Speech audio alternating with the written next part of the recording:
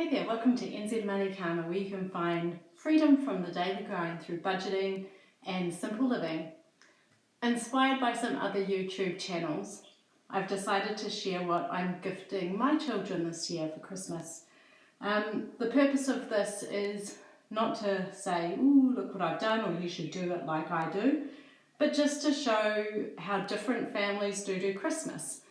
Our family has for a long time been trying to extricate ourselves from a consumer culture, from a culture of waste, a culture of just throwing things away without really thinking. And Christmas is one of those times when there's tons and tons of societal pressure to do exactly that, to give more and more and more, to have the biggest, the best, the brightest, whatever Christmas trees, to do novel things all the time. And that's really tricky, and it stresses people out, stresses me out if I try and do that. So I have to be really conscious of trying to fight back against that. And that's what we're doing at Christmas. So I thought by sharing what we gift our children, it might, give you some comfort if you're living a similar kind of lifestyle. One thing I just would ask, if it's not your jam, if it's not your thing, please don't write a nasty comment. I appreciate that everyone does things differently, and it will really bum me out if you write mean things. So please just don't do it. If it's not for you, stop now and, move to a different channel where it is more aligned to your values and the way you like to do things. So, starting with the lead up to Christmas.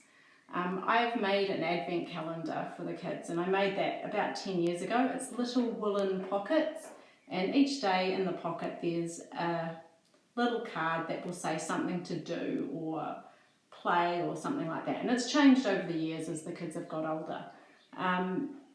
For this advent calendar, there are 3 things that involve something that I've bought for Christmas. All the other days are free things or things to make that we already have at home, that kind of thing. But I'll show you the 3 things that I have done that required me to spend some money. Got a bit of a stack. So number 1, and this was actually today, was a travel quiz game. And I found this at a second-hand shop. Oops, I've left the price on. And that was $3. So perfect family fun for ages 12 and up. Our kids love a quiz game. So for $3 at the second-hand shop, that was an advent calendar thing. We did that this morning. On another day will be this tree decoration sewing kit. And I thought this was super cute. It's got 3 things, a fox, a squirrel, and a deer. And it's got all the things in there that we will need to make that. And I'll do that with the kids one day in the holidays as well. I haven't left the price on that, but that was also just a couple of dollars at the second-hand shop. And then finally we've got this big jigsaw puzzle. This will be something also when the kids are off school. It wasn't $18, that must have been what it was when the person who first did it bought it. It's in really good nick. We love to travel. The kids always have an atlas out. They're always kind of daydreaming about a place to go or some kind of adventure.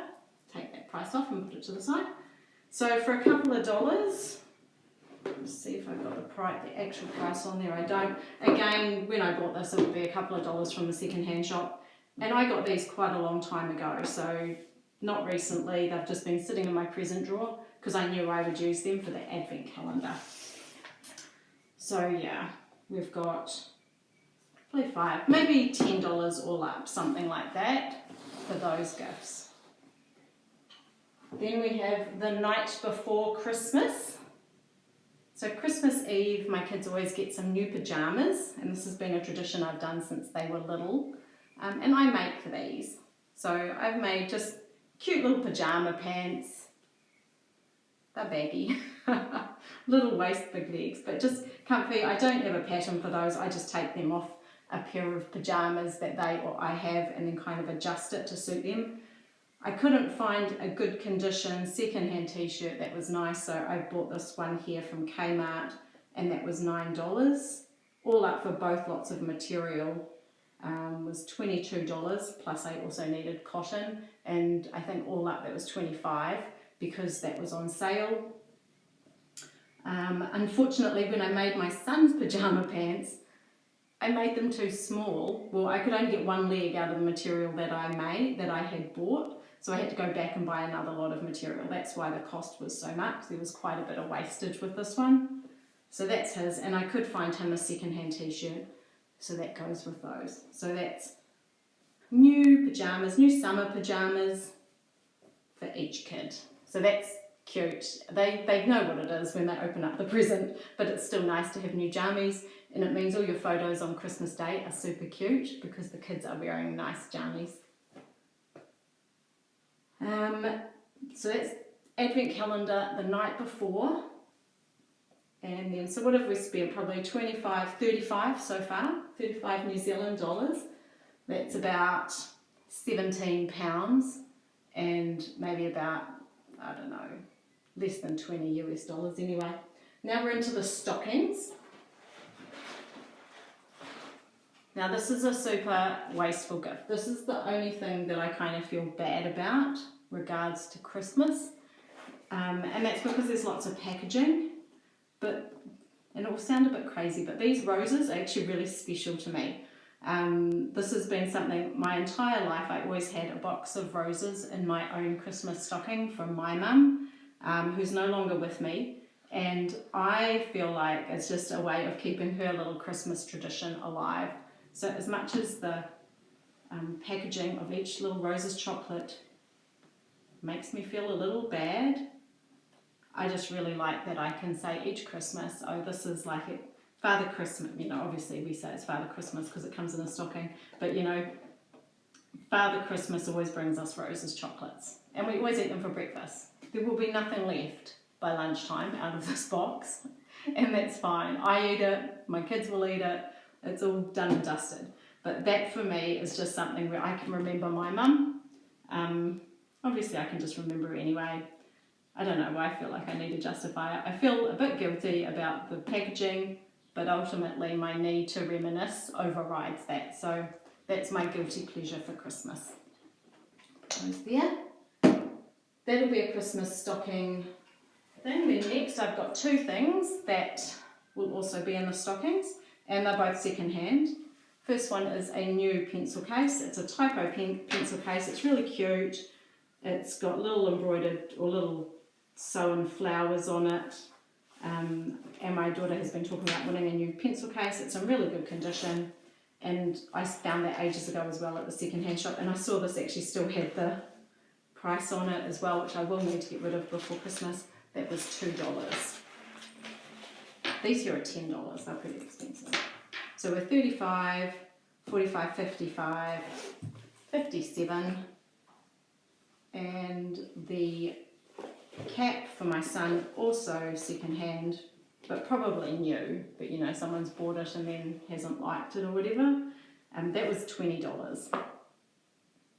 I should have a pen and paper because I kind of am forgetting how much I've spent already, or what I've said I've spent. So what did I say? 35, 45, 55, 57, say 77.